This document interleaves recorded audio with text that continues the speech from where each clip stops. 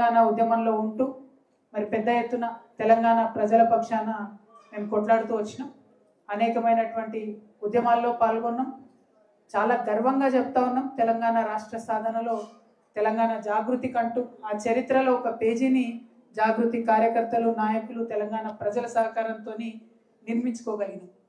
అదేవిధంగా ఆ ఒరవడిని కొనసాగిస్తూ సాధించుకున్నటువంటి తెలంగాణను అభివృద్ధి చేయడంలో కూడా మరి మా పాత్ర ఉండాలని చెప్పి మేము బలంగా నమ్ముతా ఉన్నాం.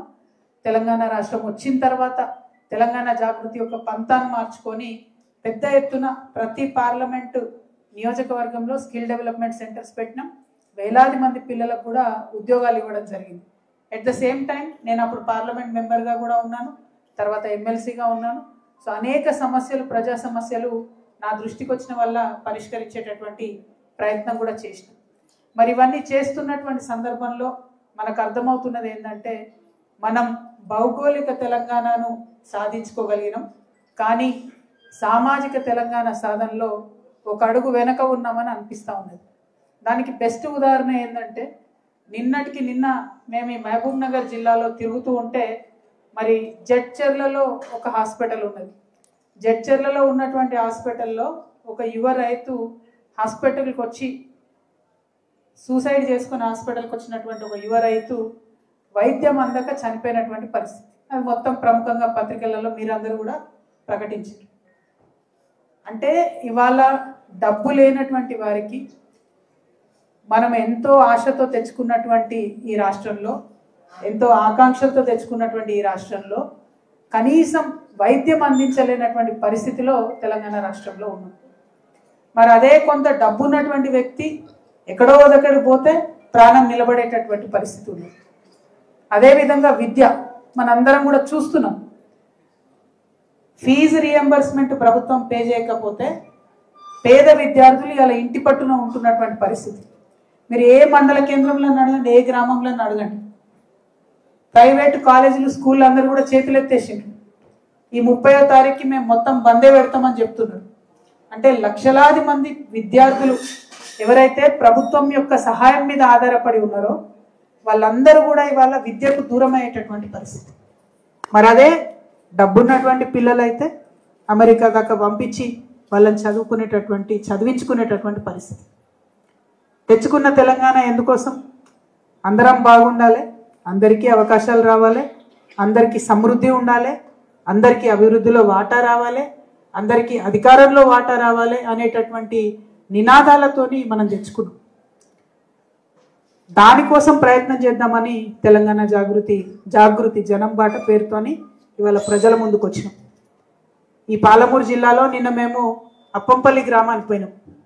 1948లో భూమి కోసం, భుక్తి కోసం, విముక్తి కోసం అని చెప్పి ఆనాటి రాచరికపు పరిపాలనకు వ్యతిరేకంగా పోరాటం చేసినటువంటి అమరవీరుల స్తూపాన్ని నేను నిన్న దర్శించుకున్నాను. ఆ ఉద్యమం కూడా సక్సెస్ అయింది. తెలంగాణలో భూమి కోసం, భుక్తి కోసం చేసిన ఉద్యమం సక్సెస్ అయింది. తద్వారా రాచరికం పోయింది, మనం భారతదేశంలో విలీనం కూడా అయిపోయింది. ఫ్రెంచ్ రెవల్యూషన్, స్వేచ్ఛ, స్వాతంత్రం, సౌభ్రాతృత్వం సక్సెస్ అయినటువంటివి. తెలంగాణ ఉద్యమం నీళ్లు, నిధులు, నియామకాలు, విజయ తీరాన్ని ముద్దాడినటువంటి ఉద్యమం. అదే కోవలో మరి ఇందాక నేను చెప్పినటువంటి అనేక అసమానతలు, వీటిని తొలగించుకోవడం కోసం ఖచ్చితంగా అవకాశం, అధికారం, ఆత్మగౌరవం అనేటటువంటి నినాదంతో సామాజిక తెలంగాణ సాధన కోసం తెలంగాణ జాగృతి ప్రయత్నం చేస్తుంది. మరి ఇన్ని రోజులు ఏం చేసిండ్రు మీరు 10-12 సంవత్సరాలు అనేటటువంటి ప్రశ్న ప్రతి ఒక్కరి మనసులో వస్తుంది. ఈ 10-12 సంవత్సరాల్లో కూడా ఖచ్చితంగా ప్రతి ఒక్కరికి ఒక సేఫ్టీ నెట్ రావాలి. కనీసం 3 పూటల తినేటటువంటి పరిస్థితి ఉండాలి. అది పెన్షన్ పెట్టుకున్నా, సాగునీటి కార్యక్రమాలు చేసినా, ఇంటింటికి నల్లబెట్టించి నీళ్ళిచ్చే కార్యక్రమాలు చేసినా, కేసీఆర్ కిట్ ఇచ్చినా, ప్రసవాలు హాస్పిటల్లో జరగాలనే ప్రయత్నం చేసినా ఎంతో కొంత మంచి చేసుకోగలిగింది. కానీ చేయాల్సింది ఇంకా మిగిలే ఉంది. పరిపాలన మారి 2 సంవత్సరాలు అయింది. 100 పడకలు ఉన్న జడ్చర్ల హాస్పిటల్ 50 పడకలు అయిపోయింది. నేను ముఖ్యమంత్రి రేవంత్ రెడ్డి గారి స్పీచ్ విన్నా జడ్చర్లలో ఎలక్షన్లలో. హాస్పిటల్లో జనరేటర్ పనిచేస్తలేదు, లక్ష్మారెడ్డి గారిని హాస్పిటల్లో కట్టేస్తే కానీ కరెంట్ రాదన్నారు. మరి ఇలా ముఖ్యమంత్రి గారిని ఎక్కడ కట్టేయాలి?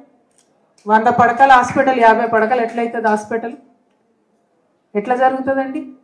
అంటే పెట్టుకున్నటువంటి హాస్పిటళ్లను నడపలేని పరిస్థితి. ఇవాళ గురుకులాల పరిస్థితి ఎట్లా ఉంది? నిన్న రామారెడ్డిగూడెంలో ఒక ఆడపిల్ల ఆత్మహత్య చేసుకుంటే ఇప్పటి వరకు కనీసం దానికి కారణం వెతకలేనటువంటి పరిస్థితి. పెట్టిన గురుకులాలు మెయింటైన్ చేయలేము, ఉన్న హాస్పిటల్ మెయింటైన్ చేయలేము. అసమానతలు పెరుగుతూనే ఉంటాయి. చచ్చేటోడు సస్తనే ఉంటాడు, చదువాపేసేటోడు చదువాపేస్తూనే ఉంటాడు. మరి ఇది కాదా కారణం? దీనికి పరిష్కారం వెతుక్కోవద్దా? మా జీవిత కాలంలో మేమే అనేక సార్లు అనుకునే వాళ్ళం, భారతదేశ స్వతంత్ర ఉద్యమం చూడలేకపోయినాం కానీ ఖచ్చితంగా తెలంగాణ ఉద్యమంలో కొట్లాడాలి, మనం ఏదైతే అది అవుతుందని కొట్లాడినాం. కొన్ని సందర్భాల్లో మీ ప్రాణాలు పోయే ప్రమాదం ఉందని చెప్తే కూడా లెక్క చేయకుండా అనేక మంది ఉద్యమకారులు, నేను ఒక్కదాన్ని కాదు, చేసినటువంటి అట్లా కష్టపడి తెచ్చుకున్న తెలంగాణను తెరలు కానీయము, ఆగం కానీయము. ఖచ్చితంగా దీనికి సామాజిక తెలంగాణనే పరిష్కారం. సామాజిక తెలంగాణ అంటే ప్రతి ఒక్కరికి అధికారంలో వాటా దక్కాలి, ఖచ్చితంగా దక్కాలి. ఇవాళ ఎస్సీలలో రిజర్వేషన్, మనము ఎస్సీలలో వర్గీకరణ చేసుకున్నాం, అందరి పోరాటాల ద్వారా అది సాధ్యమైంది. మరి అలా లోకల్ బాడీ ఎన్నికలు ఇవాళనో రేపో వస్తాయి అంటున్నారు. దానికి వర్గీకరణ అప్లై చేసిండ్రా? దాన్ని అడుగుతున్నామా మనం ఎవరమన్నా? మరి సమాన అవకాశాలు అధికారంలో రావాలి, భాగస్వామ్యం అంటే చేసినటువంటి వర్గీకరణ లోకల్ బాడీ రిజర్వేషన్లో వర్తిస్తుందా వర్తించదా? ఇది చెప్పకుండా ప్రభుత్వాలు ఎట్లా నడుస్తాయి? అది చూసుకుంటా మనం ఎట్లా కూర్చుంటాం? అది ప్రశ్నించడానికే జాగృతి జనం బాట పట్టినాం. అటువంటి అంశాలు సాధించుకోవడానికే సామాజిక తెలంగాణ రావాలంటున్నాం. బీసీలు ఉన్నారు, వాళ్ళకి సంబంధించి 42% ఇస్తామని మీరే చెప్పారు. ఇప్పుడు ఇవ్వలేనటువంటి పరిస్థితికి వచ్చింది. మరి రావద్దా? బీసీలకు అధికారంలో వాటా రావద్దా? దాని గురించి ప్రశ్నించొద్దా? అది సాధించడానికే ఇవాళ సామాజిక తెలంగాణ సాధిద్దామని చెప్తా ఉన్నాం. అగ్రవర్ణాలు ఉన్నారు, వాళ్ళల్లో కూడా పేదోళ్ళు ఉన్నారు, వాళ్ళల్లో కూడా కొన్ని వర్గాలు ఉన్నాయి, వారికి అధికారం రాలేదు. వాళ్ళు కూడా మొత్తుకుంటా ఉన్నారు, మాకు పొలిటికల్గా మేము అసలు అధికారమే రాలేదు ఎప్పుడని. వైశ్యులు ఉన్నారు, ముస్లిమ్స్ ఉన్నారు. ఎంతమంది ఎమ్మెల్యేలు ఉన్నారండి ఇవాళ ముస్లిమ్స్ మన దగ్గర? గెలిచిండ్రా? హైదరాబాద్లో 5-6 తప్పితే ఎక్కడన్నా గెలిచిండ్రా? ఇచ్చిన ప్రతి చోట ఓడిపోయారు కదా. పోనీ ఎమ్మెల్సీ ఇచ్చి ఒక మంత్రి ఇచ్చిండ్రా? ఇది ఫస్ట్ క్యాబినెట్ 75 సంవత్సరాలు 80 సంవత్సరాల స్వతంత్ర భారతదేశంలో 79 ఏళ్ళు అవుతుంది. ఫస్ట్ టైం ఉమ్మడి ఆంధ్రప్రదేశ్లో ముస్లిం లేకుండా క్యాబినెట్, ఒక లంబాడా లేకుండా క్యాబినెట్. మరి తండాలను గ్రామ పంచాయతీ చేసుకున్న గ్రామ పంచాయతీలలో ఇప్పటికన్నా అంగన్వాడీ కేంద్రాలు ఉన్నాయా? ఇప్పటికన్నా గ్రామ పంచాయతీ ఆఫీసులు ఉన్నాయా?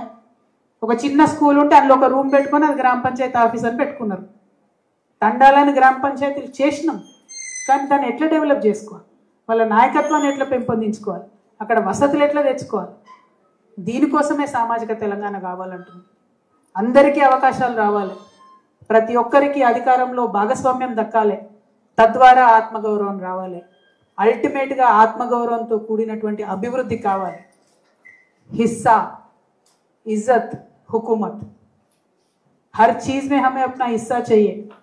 हुकूमत में भी हिस्सा चाहिए, इज्जत चाहिए. कितने एमएलए हैं आज? कितने एमपी से मुसलमानों में? कितने एमपी से बीसी में? पूरे महबूबनगर जिला में एक बीसी एमएलए जीते, सिर्फ एक. पॉपुलेशन इज मोर देन 60% इन महबूबनगर. ఇటువంటి వాటి కోసమే సామాజిక తెలంగాణ రావాలంటున్నాం. విప్లవాత్మకమైనటువంటి ఆలోచన చేసిన ప్రతిసారి సమాజం బాగుపడ్డది.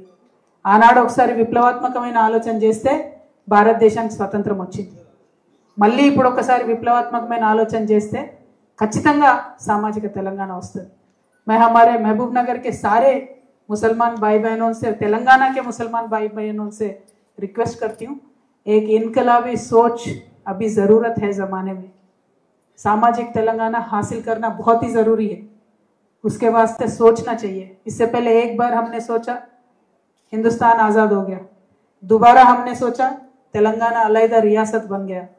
और एक बार हम इनकलाबी सोच से आगे बढ़ेंगे तो जरूर सामाजिक तेलंगाना हासिल होगा। हमें हमारा हक मिलेगा, तालीम में हक मिलेगा, नौकरियों में हक मिलेगा, लीडरशिप में, पॉलिटिकल एम्पावरमेंट में हक मिलेगा, सबसे ज्यादा सेल्फ रेस्पेक्ट मिलेगा, इज्जत मिलेगा। इसीलिए सामाजिक तेलंगाना चाहिए। నా ఒక్కదాని కోసం కాదు, నేను ఎంపీగా చేసిన, ఎమ్మెల్సీ చేసిన, 100 పనులు చేసిన, బతుకమ్మని ఎత్తుకొని ప్రపంచమంతా తిరిగిన, ఎక్కడికి పోయినా ఇవ్వాలటి కూడా ఆడబిడ్డలు బొట్టు పెట్టి హారతి ఇచ్చి గౌరవిస్తారు.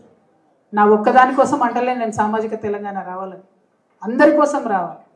ఇవ్వాలటి కూడా వివక్షను ఎదుర్కొనేటటువంటి హరిజనుడి కోసం సామాజిక తెలంగాణ రావాలి. ఇవ్వాలటి కూడా వివక్షను ఎదుర్కొనేటటువంటి గిరిజనుడి కోసం సామాజిక తెలంగాణ, ఇవాళటి కూడా అధికారానికి దూరంగా ఉన్న బీసీ బిడ్డల కోసం సామాజిక తెలంగాణ రావాలి. ఇవాళటి కూడా అధికారం దక్కని ఒక వైశ్య బిడ్డ కోసం సామాజిక తెలంగాణ రావాలి. ఇవాళటి కూడా అధికారం దక్కనటువంటి మా ఆడబిడ్డల కోసం సామాజిక తెలంగాణ రావాలి. అన్నిటికన్నా ఎక్కువ ఏ పొలిటికల్ బ్యాక్గ్రౌండ్ లేకుండా కేవలం ఆలోచనలే ఇంధనంగా పనిచేసేటటువంటి యువ మిత్రులకు పొలిటికల్ ఎంపవర్మెంట్ రావాలంటే సామాజిక తెలంగాణ రావాలి. దానికోసమే మేము పోరాటం చేస్తూ ఉన్నాం, దానికోసమే ఆలోచన చేస్తూ ఉన్నాం. మహబూబ్ నగర్ టౌన్ ఉందండి, ముఖ్యమంత్రి గారు ఇక్కడ ఈ జిల్లా ఉమ్మడి మహబూబ్నగర్ జిల్లా బిడ్డ, నేను పాలమూరు బిడ్డను, పాలమూరు పిలి బిడ్డను అని చెప్పుకుంటాడు ఆయన. కానీ మహబూబ్ నగర్ టౌన్కు 2 సంవత్సరాల్లో ముఖ్యమంత్రి గారు ఎన్నిసార్లు వచ్చిండ్రో ఒకసారి మహబూబ్ నగర్ ప్రజలు ఆలోచించుకోవాలి. మీరు ముఖ్యమంత్రిగా ఉన్నారు, కనీసం మహబూబ్ నగర్కు అండర్ గ్రౌండ్ డ్రైనేజ్ తేవాలనే ఆలోచన ఉందా లేదా అని ముఖ్యమంత్రి గారు నేను ప్రశ్నిస్తూ ఉన్నా. ఎందుకు ఎదగకూడదు? మా నిజామాబాద్లో మేము 10 ఏళ్ల కింద వేసుకున్నాం అండర్ గ్రౌండ్ డ్రైనేజ్. ఇవాళ మీరు ముఖ్యమంత్రిగా ఉన్నారు, మహబూబ్ నగర్ బిడ్డలు ఆశిస్తారు మీరు ఏదో చేయాలని. కనీసం మీరు రానే వస్తలేరు. పార్లమెంట్ ఎన్నికలప్పుడు ప్రచారానికి తప్ప ముఖ్యమంత్రి రాలేదు ఇక్కడికి అని చెప్తున్నారు.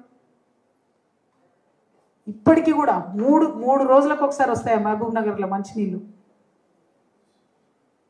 మేము తెలంగాణ ఉద్యమంలో చెప్పేది మహబూబ్ నగర్లో నిలబడి, ఇప్పుడు వారానికి ఒకసారి వస్తున్నాయి, మేము తెలంగాణ రాగానే అన్ని కరెక్ట్ చేస్తాం, 24 గంటలు వస్తాయని చెప్పేది. ఇప్పటికి కూడా 3 రోజులకు వస్తున్నాయి మంచినీళ్ళు. అంటే అది కేసీఆర్ తప్ప, బీఆర్ఎస్ తప్ప కాదు, రేవంత్ రెడ్డి గారు అధికారంలోకి వచ్చి 2 ఏళ్ళు అయింది. తప్పులు జరిగి ఉంటే మీరు సవరించండి. మీరు మంచినీళ్ళు ఇవ్వరు, ఎందుకు ఇస్తలేరు? అదేవిధంగా నిన్న ఎన్ఎం శ్రీనివాసరెడ్డి గారు మహబూబ్నగర్ ఎమ్మెల్యే గారు, ఆయన కాంగ్రెస్లో ఉన్నాడా బీజేపీలో ఉన్నాడా ఎప్పుడు ఎవరికి అర్థం కాదు, కానీ ఆయన మాట అన్నాడు, ఏం చేసిరో ఏమోనా మా వాళ్ళు 2 లక్షల కోట్ల అప్పులు తెచ్చిండ్రు, మా దగ్గర 2 లక్షల రూపాయలు కూడా లేవు ఫండ్స్ చేయనీకి అని చెప్తున్నాడు ఆయన. మరి ముఖ్యమంత్రి గారు ఇది గమనించిరో లేదో నాకు తెలియదు, గమనించాలని నేను పత్రికా ముఖంగా విజ్ఞప్తి చేస్తూ ఉన్నా. అట్లానే జడ్చర్ల నిన్న ఉద్దండాపూర్ రిజర్వాయర్కి మేము పోవడం జరిగింది. ప్రత్యేకించి పాలమూరు రంగారెడ్డి ప్రాజెక్టు ఫినిష్ చేయమని గౌరవ ముఖ్యమంత్రి గారు నేను విజ్ఞప్తి చేస్తూ ఉన్నా. మహబూబ్ నగర్ జిల్లా రైతాంగం తరఫు మీరు ఈ జిల్లా బిడ్డ, మీకు మంచి పేరు వస్తుంది. 80-85% వర్క్స్ చాలా చోట్ల పూర్తయిపోయినాయి. లింకేజ్ వర్క్స్ ఉన్నాయి, కొన్ని చోట్ల 90% వర్క్స్ పూర్తయిపోయినాయి.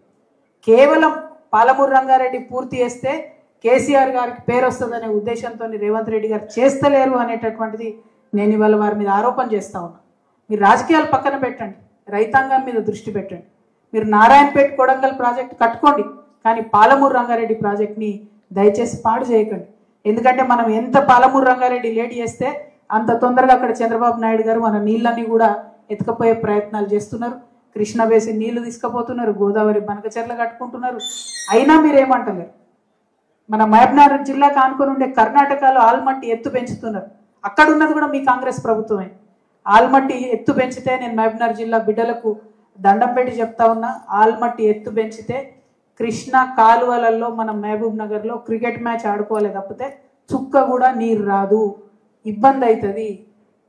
వానలు పడకపోతే నీళ్ళు వచ్చే పరిస్థితే ఉండదు. ఎట్టి పరిస్థితుల్లో దాన్ని ఆపాలి. ముఖ్యమంత్రి గారు నేను డిమాండ్ చేస్తూ ఉన్నాను. అదేవిధంగా జడ్చర్లలో అక్కడ ఎమ్మెల్యే గారు చెప్పిండ్రు, ఆయన గమ్మత్తున్నాడు ఎమ్మెల్యే, ఆయన సీఎంనే తిడుతుంటాడు ఎప్పుడు. అయితే ఆయన ఎలక్షన్లలో చెప్పిండు, కొల్లూరు మండలం గెలిచినాక 24 గంటలలో తెస్తా అన్నాడట. మరి ఏమైనా జడ్చర్ల ఎమ్మెల్యే గారు 24 గంటలు అయిందో లేదో ఆలోచన చేసుకొని తొందరగా కొల్లూరు మండలం తేవాలని చెప్పి డిమాండ్ చేస్తున్నాం. ఏదైతే 100 పడకల హాస్పిటల్ను మీరు 50 పడకలకు మార్చిండ్రో దాన్ని తిరిగి 100 పడకలు చేయాలి. అక్కడ మహిళలకు సపరేట్గా అవకాశం సౌలత్ కల్పించాలి.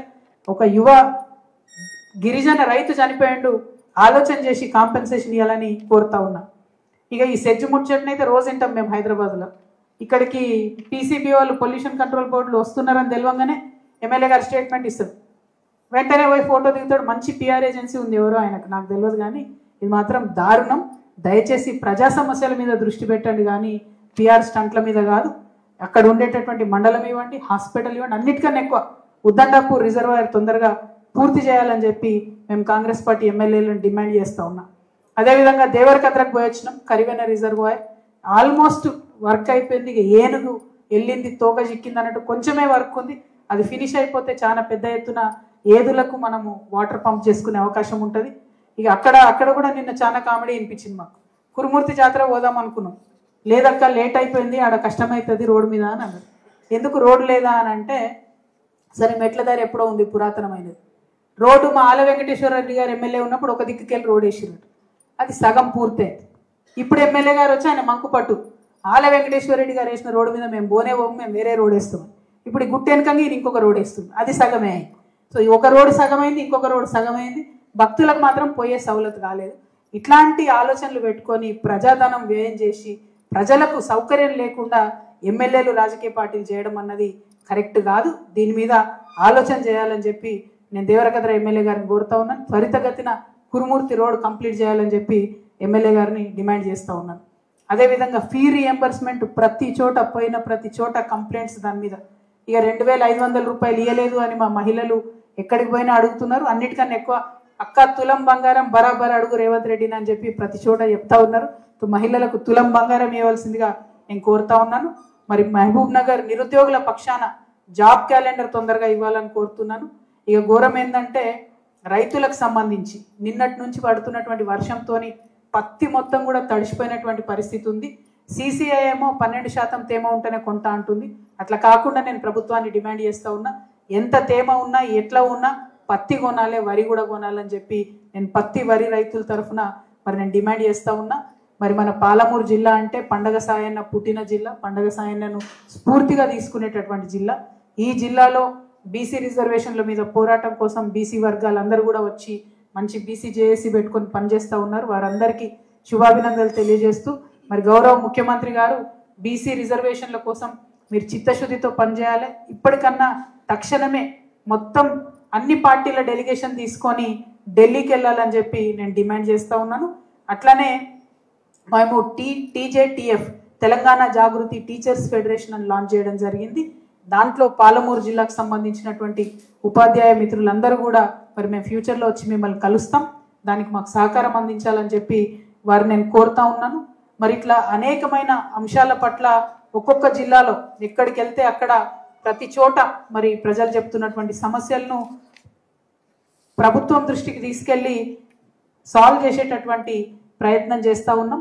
మరిగా ఉర్దూకు సంబంధించి టిమ్రిస్ అని స్కూల్స్ పెట్టినాం. ఇదివరకు అన్ని వెల్ఫేర్ హాస్టల్స్ చాలా మటుకు రెంటెడ్ స్కూల్స్లోనే ఉన్నాయి. ఇప్పటి వరకు బీసీ ఎస్సీ ఎస్టీలో ఒక 2-3 నెలలు రెంట్ పెండింగ్ ఉంటే టిమ్రిస్ హాస్టల్స్ మాత్రం 13 నెలలు 14 నెలలు రెంట్ పెండింగ్ ఉన్నాయి. తక్షణమే ఆ ఫండ్స్ రిలీజ్ చేయాలి అని మైనారిటీ వెల్ఫేర్ డిపార్ట్మెంట్కి సంబంధించినటువంటి వాళ్ళను నేను డిమాండ్ చేస్తూ ఉన్నా.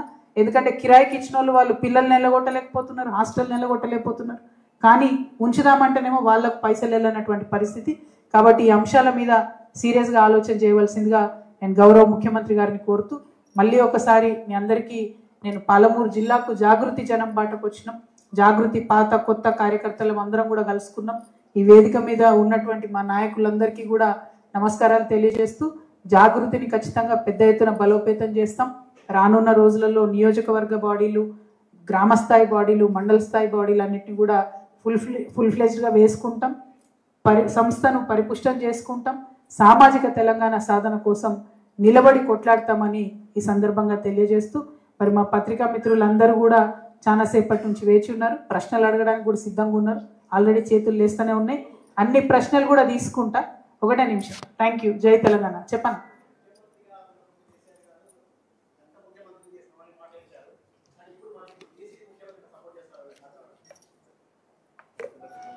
కేసీఆర్ గారు దళిత ముఖ్యమంత్రిని చేస్తామని తెలంగాణ ఉద్యమ సందర్భంలో చెప్పారు. ఆ తర్వాత ఫస్ట్ టర్మ్ 2014లో ఎలక్షన్కి వెళ్ళేటటువంటి సందర్భంలో కూడా కేసీఆర్ గారే మా ముఖ్యమంత్రి అభ్యర్థి అని చెప్పి బీఆర్ఎస్ పార్టీ అప్పుడు టీఆర్ఎస్ పార్టీ వెళ్ళినటువంటి సందర్భం కూడా మీ అందరికీ తెలుసు. సో నేను మిమ్మల్ని అడిగేది ఏంటంటే, నాకు బీఆర్ఎస్ పార్టీకి సంబంధం లేదు. సో మీరు నన్ను బీఆర్ఎస్ పార్టీకి సంబంధించిన ప్రశ్నలు అడిగితే నేను చెప్పేటటువంటి పరిస్థితి లేదు. నా స్టాండ్ బీసీల కోసం ఖచ్చితంగా నేను పోరాటం చేస్తాను.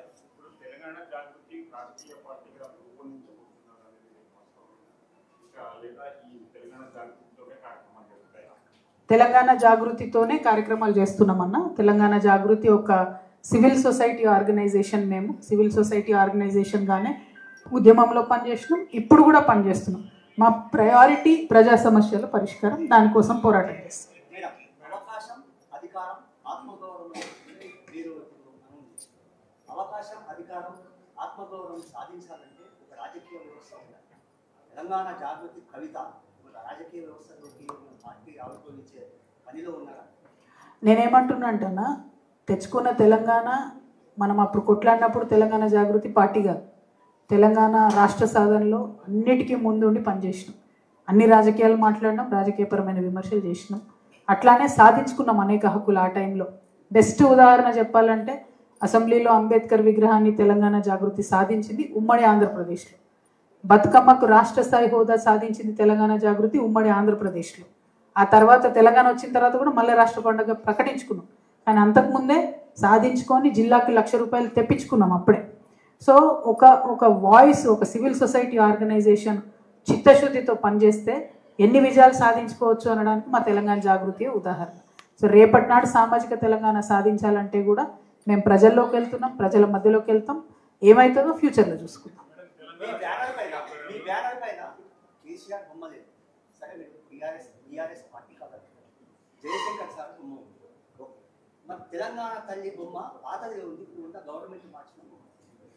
ఇదే అసలైన తల్లి. గవర్నమెంట్లు మారినప్పుడల్లా తల్లులు మారరు. అది రేవంత్ రెడ్డి గారు ఏంటంటే ఆయన తెలంగాణ ఉద్యమంలో లేడు కాబట్టి వారు ఏం చేసిరంటే గెజెట్ లేదు అనేటటువంటి చిన్న సాంకేతిక పరమైన అంశాన్ని పట్టుకొని ఆయన కొత్త తెలంగాణ తల్లి రూపొందించుకున్నాడు. అంటే తల్లులు మార్చుకుంటూ పోతే చాలా విచిత్రంగా ఉంటుంది ప్రపంచంలో. సో మేము మాత్రం పాత తెలంగాణ తల్లినే వాడతాం, అసలు తెలంగాణ తల్లి.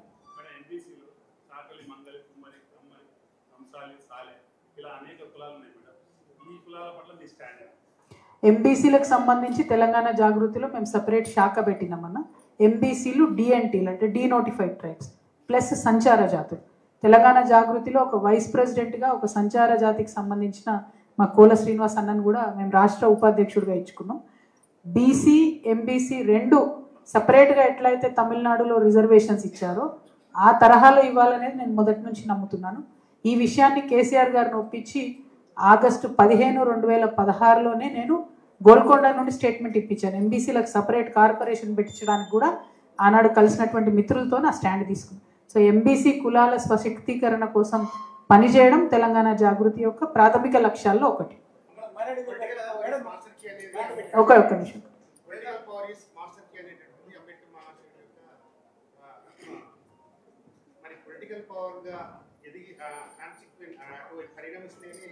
తెలంగాణ జాగృతి సమాజానికి ఒక న్యాయమైనటువంటి పరిష్కారాన్ని ఇవ్వగలుగుతారని ఒక అభిప్రాయం. చెప్తాను. आजाद होने के बाद 75 साल के बाद माइनॉरिटी वेलफेयर के लिए अगर कुछ काम हुआ है तो आपके वालिद साहब के दौर में हुआ, लेकिन वो पूरा नहीं हुआ। इख्तियार से पहले आने से पहले वो भी कई वादे किए थे मैडम। मुस्लिम सब माइनॉरिटी सब प्लान के बारे में बोले थे और सच्चर कमेटी की सिफारिशों को मानो अमल करते मुझे बोले थे। सच्चर कमेटी और रंगनाथ मिश्रा कमीशन की सिफारिश रिकमेंडेशन क्या है मैडम? माइनॉरिटी एससी और सवाल पूछे सर। ये सवाल नहीं है, एससी और एसटी से भी मुसलमान पसमानदा यानी कि बैकवर्ड है, तो उनके बराबर उनको कंसेशंस मिलना, कॉन्स्टिट्यूशन कंसेशंस मिलना मैडम। तो ना आपके साबित ना सपना ना आ गया, ना ही हमारे लिए कोई स्टार्टअप इंडिया जैसी कोई स्कीम माइनॉरिटी यूथ के लिए, एंटरप्रेन्योर्स के लिए पेश की गई। आपका स्टैंड क्या रहेगा? कल आपको अगर मौका मिला तो आप इस पर किस तरीके से काम करें? Thank you. Political power is the master key, there is no doubt. But political power not only to Kalvakuntla Kavita, political power to every BC, every SC, every ST, every woman, every youth of Telangana. That should be the agenda. అది build చేయాలి అని అంటే దానికి చాలా ground work చేయాలి. ఆ ground వర్క్లో భాగంగా అన్ని ఆయా వర్గాల నుంచి నాయకులను డెవలప్ చేసుకోవాలి. నేను మహిళా బిల్లు కోసం కొట్లాడినటువంటి వ్యక్తిని.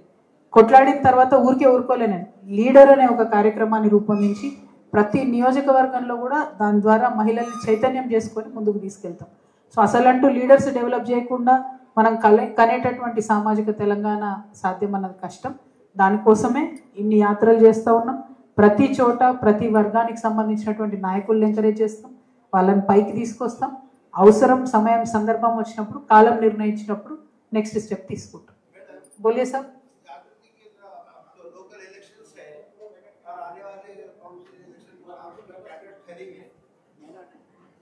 बोलिए ना, टायरिंग क्या पूछ रहे हैं? अच्छा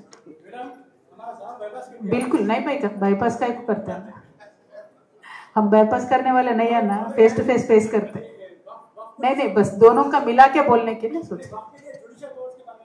जी जी जी जी, जब ये वक्फ बोर्ड बिल पार्लियामेंट में पास हुआ ना, तब भी हम बहुत अगेंस्ट करे उसको. हम बोले मजहबी मामलों में गवर्नमेंट को दखलंदाजी नहीं देना चाहिए. तो सारे चीज़ों पे हमारा बहुत क्लियर स्टैंड है. स्पेशली हमारे जयशंकर साहब हमेशा एक बात हमें समझाते थे कि उस्मानिया यूनिवर्सिटी से अगर स्टेप्स लेके नीचे से सीढ़ी लेके नीचे से ऊपर तक चढ़ते थे तो आधे बार तो ऐसा सलाम करना पड़ता था, आधे बार नमस्कार करना पड़ता था. लेकिन आते आते हालत ऐसे हो गई कि 5 बार भी सलाम नहीं करना पड़ रहा. यानी सरकारी नौकरियों में माइनॉरिटीज का परसेंटेज गिर गया. और मैं खुद पॉलिटिशियन होने के नाते पॉलिटिक्स के बारे में भी मैं सोचती हूँ कि बहुत ही कम माइनॉरिटी रिप्रेजेंटेशन है हमारे स्टेट में. सिर्फ और सिर्फ हैदराबाद में चंद जगहों पे है, बट पूरे साबेका में कहीं देखने को माइनॉरिटी एम्पावरमेंट, पॉलिटिकल एम्पावरमेंट बहुत कम है. तो डेफिनेटली माइनॉरिटी पॉलिटिकल एम्पावरमेंट में भी जागृति काम करेंगे. माइनॉरिटी वेलफेयर के लिए, डेवलपमेंट के लिए हम पहले से कमिटेड रहेंगे. आगे चल के भी हर एक चीज़ जो अन्ना पूछे अभी सवाल में, उसके ऊपर काम करेंगे.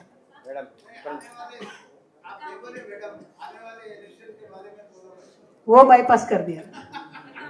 కవిత బీఆర్ఎస్ పార్టీ నుంచి బయటకు వచ్చిన తర్వాత జనం బాట ప్రకటించిన తర్వాత ప్రధానంగా కాంగ్రెస్ బీజేపీ కూడా తీవ్రంగా విమర్శిస్తారు. ఒకటి, కాంగ్రెస్ వచ్చేసి బీఆర్ఎస్ బలహీన పడింది కాబట్టి కవిత రూపంలో కొంత బలం పెంచుకోవడానికి బీఆర్ఎస్ చేస్తున్న ప్రక్రియ ఒకటి. తర్వాత బీజేపీ ఎంపీ అరవింద్ మాట్లాడుతూ కవిత వెనుక రేవంత్ రెడ్డి ఉన్నాడు, బిజినెస్ కూడా ఉన్న ఇద్దరు మధ్యలో అనేది కూడా కామెంట్ చేసి దాంట్లో डेफिनेटली सेम क्वेश्चन.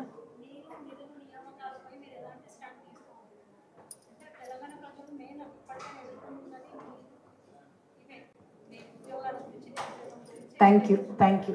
ఒకటి, కవిత ఫస్ట్ నుంచి ఇండిపెండెంట్ ఉన్నది, ఇప్పుడు కూడా ఇండిపెండెంటే ఉన్నది. నా వెనుక ఎవరు లేరు, నా ముందు మాత్రం ప్రజలు ఉన్నారు. ఖచ్చితంగా ప్రజలతో కలిసి నడుస్తాం. సో ఇది ఎవ్వరు ఏ రాష్ట్రంలో కొత్తగా ఒక శక్తి ముందుకొచ్చిన సందర్భంలో విమర్శలు ఇట్లనే ఉంటాయి.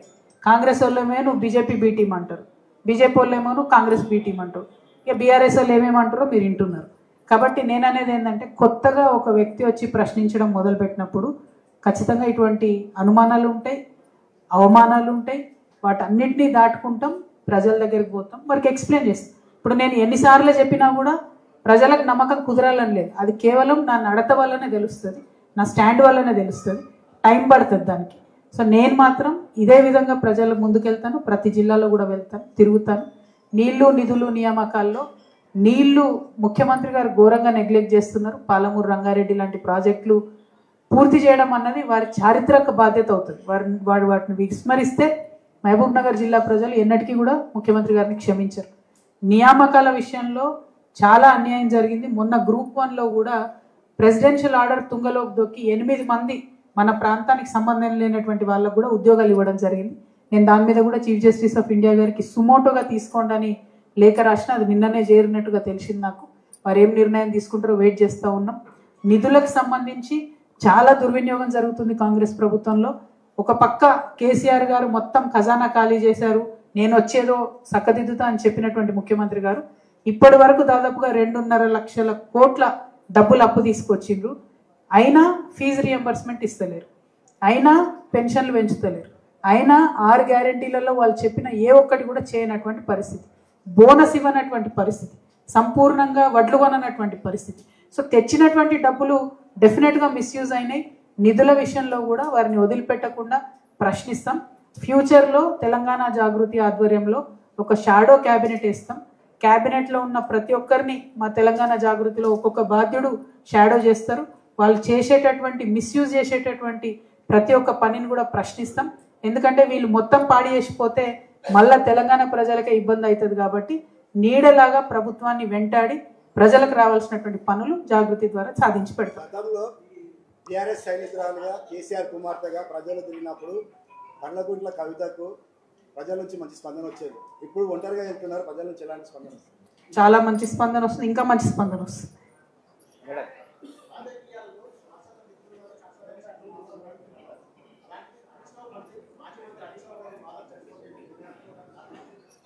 బ్రదర్ చెప్పు, ఏదో అడుగుతున్న క్వశ్చన్. ఆనాడు మీ ఎంబడి ఎంతమంది ఉన్నారో మీకు తెలుసు. ఉమ్మడి మహబూబ్నగర్ జిల్లా వ్యాప్తంగా తెలంగాణ ఉద్యమకారులు ఈరోజు వాళ్ళ భార్యల మంగళసూత్రాలు అమ్మి ఈరోజు వాళ్ళ జీవనాన్ని కొనసాగిస్తారు. వాళ్ళకి ఈ రోజు వరకు ఎటువంటి న్యాయం జరగలేదు. ఇక్కడ మీరు చూస్తుంటారు చాలామంది, మీ పేరు పెట్టి కూడా మీరు పిలుస్తారు. ఏది వాళ్ళ భవిష్యత్తు ఏంటి? 10 ఏళ్ళు దగ్గర 12 ఏళ్ళు. సేమ్ అదే కోవలకు నేను కూడా వస్తాను. దగాపడ్డ ఉద్యమకారుల్లో నేను కూడా ఉంటా. లేదు లేదు, మీకు తెలియదు, అన్నీ చెప్పుకోరు బయటకి. ఎస్పెషలీ ఆడపిల్లలు అసలే చెప్పుకోరు బయటకి.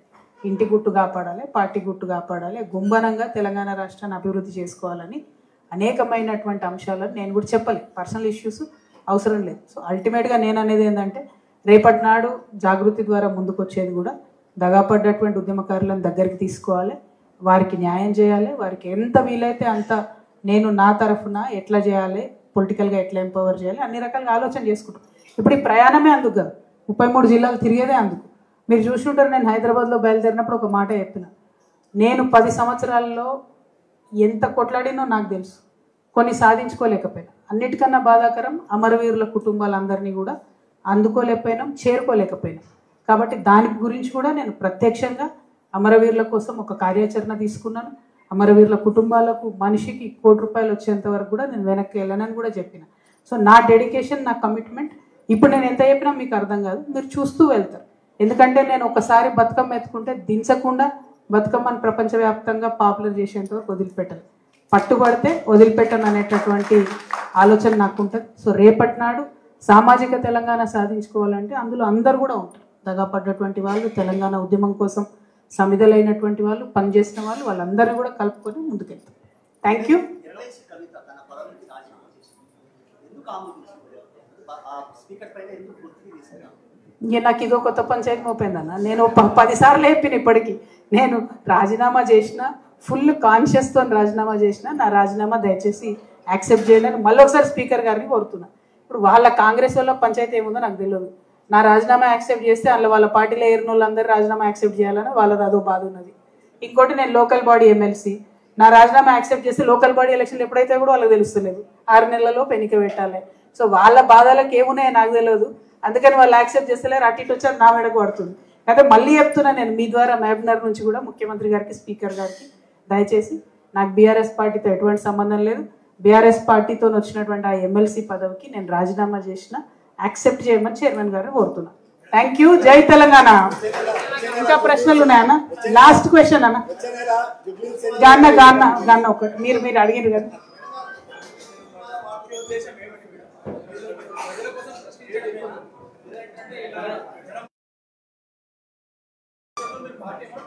ఓకే, మీరేంటి ఏందన్నా?